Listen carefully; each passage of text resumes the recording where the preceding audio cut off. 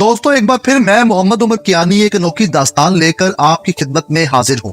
आइए आज हम इंपीरियल जापानी आर्मी के इंटेलिजेंस ऑफिसर हीरो ओनोडा की पुरजोश कहानी का तस्वर करें। ये वो शख्स था जिसने दूसरी जंग अजीम में जंग लड़ी और अगस्त 1945 में जंग के बाज़ाब्ता खात्मे के बाद भी हथियार डालने से इनकार किया। इस कहानी का पुरसरार सफर 3 दहाइयों पर मुहित है। हीरो ओनोडा एक जापानी आर्मी इंटेलिजेंस ऑफिसर था। ये 20 साल की उम्र में जापानी आर्मी इन्फेंट्री में भर्ती किया गया था।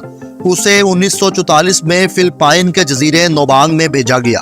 ओनोडा को वाज़े तौर पर ऑर्डर्स दिए गए थे कि दुश्मन के हमलों को हर कीमत पर रोके और कभी हथियार ना डाले।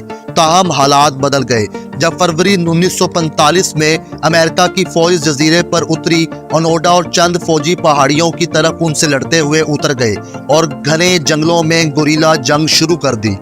ओनोडा ने अपनी मुहिम जारी रखी। इब्तदाई तौर पर 3 साथी फौजियों के साथ उसने अपने मुल्क का दिफा खूब किया, लेकिन जापान पर एटॉमिक अटैक के बाद जब जंग को रोक दिया गया तो ओनोडा और उसके साथियों को इसकी खबर ना मिली। वो इस जजीरे में जंग को असल जंग के खात्मे के बाद भी जारी रखे हुए थे। उन्होंने पहली बार इन्हीं पहाड़ियों में एक लेटर देखा जिसमें ऐलान किया गया था कि जापान ने हथियार डाल दिए हैं, जंग खत्म हो चुकी है, अब तुम लोग इन पहाड़ों से नीचे उतर आओ। ताहम उन्होंने इस लेटर पर एतमाद ना किया। उन्होंने ये नतीजा निकाला कि ये अमेरिका की इनको इधर से बाहर बुलाने की एक चाल है।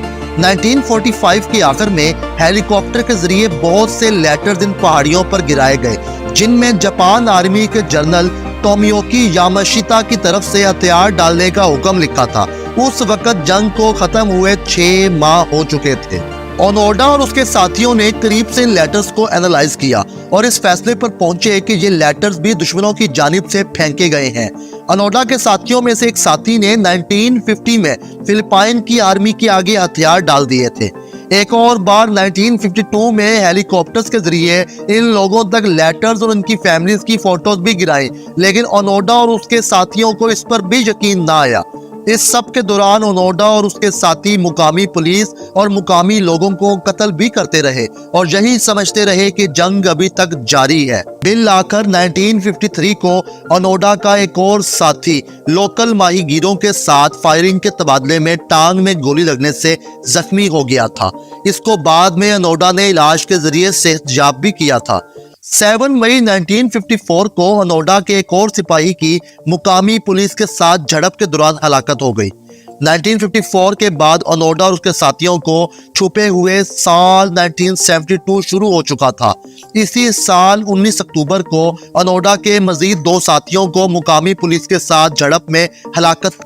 इस झड़प की वजह को यूं बनी कि ओनोडा और उसके साथी अपनी गोरिल्ला सरगर्मियों के एक हिस्से के तौर पर किसानों के जरिए जमा किए गए चावलों को जला रहे थे।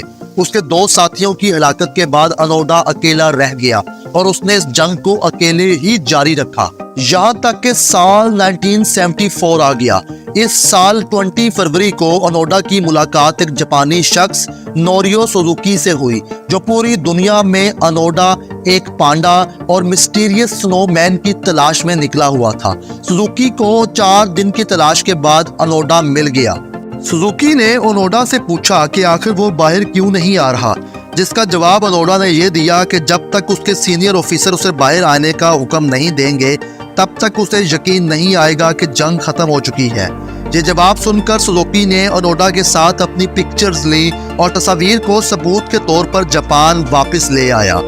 ये तस्वीर देखकर जापान की उस वक्त की हुकूमत हैरान रह गई कि कैसे उनका एक ऑफिसर 29 ईयर्स तक खुद को ऑन ड्यूटी समझकर जंग को जारी रखे हुए था। हुकूमत ने फौरी तौर पर ओनोडा के साबिक कमांडिंग ऑफिसर को तलाश किया, जो रिटायरमेंट के बाद जापान में एक बुक सेलर के तौर पर काम कर रहे थे। उनका नाम तानीगोची लोबांग था। वो सुजुकी के हमरा इस जजीरे पर गए जहां ओनोडा छुपा बैठा था। 9 मार्च 1974 को उसने ओनोडा से मुलाकात की और एक वादा पूरा किया जो उसने ओनोडा से किया था। वो वादा ये था कि चाहे कुछ भी हो हम आपके लिए वापस जरूर आएंगे।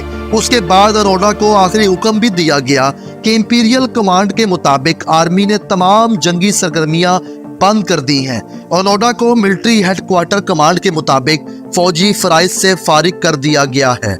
स्पेशल स्क्वाड्रन की कमान के तहत यूनिट्स और अफराद को फौरी तौर पर फौजी सरगर्मियां और कार्रवाइयां बंद करना होंगी और अपने आप को आला ऑफिसर की कमान में रखना है। इस तरह ओनोडा को ड्यूटी से मुनासिब तरीके से फारग कर दिया गया और बिल लाकर 9 मार्च 1974 को उसने अपने हथियार डाल दिए।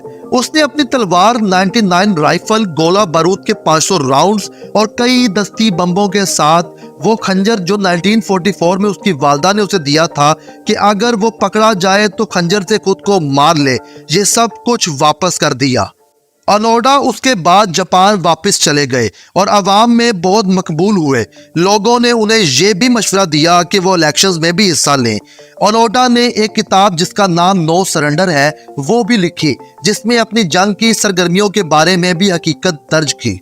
फिलिपाइन के लोगों की जानिब से इंकशाफ किया गया कि ओनोडा ने इस गुरिल्ला जंग के दौरान बहुत से लोकल लोगों को कत्ल भी किया था, लेकिन हुकूमत की जानिब से उसे इन तमाम इल्जामात से बरी कर दिया गया।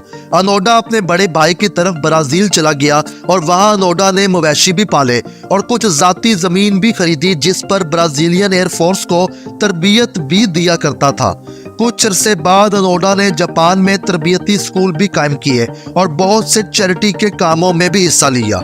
16 जनवरी 2014 में इस बहादुर फौजी ने टोक्यो के हॉस्पिटल में अपनी आखिरी सांसें ली। इस बहादुर फौजी को आज भी जापान और दुनिया के बहुत से मुल्कों में मिसाल के तौर पर याद किया जाता है। दोस्तों, हमारी ये रिसर्च अपने इख्तिताम को पहुंचती है। अगर हमारी ये वीडियो आपको पसंद आए तो इसको लाइक और हमारे चैनल द अनबायस्ड रिपोर्ट को सब्सक्राइब जरूर करें। मिलते हैं जल्द ही अगली आने वाली वीडियो में। तब तक के लिए अल्लाह हाफिज।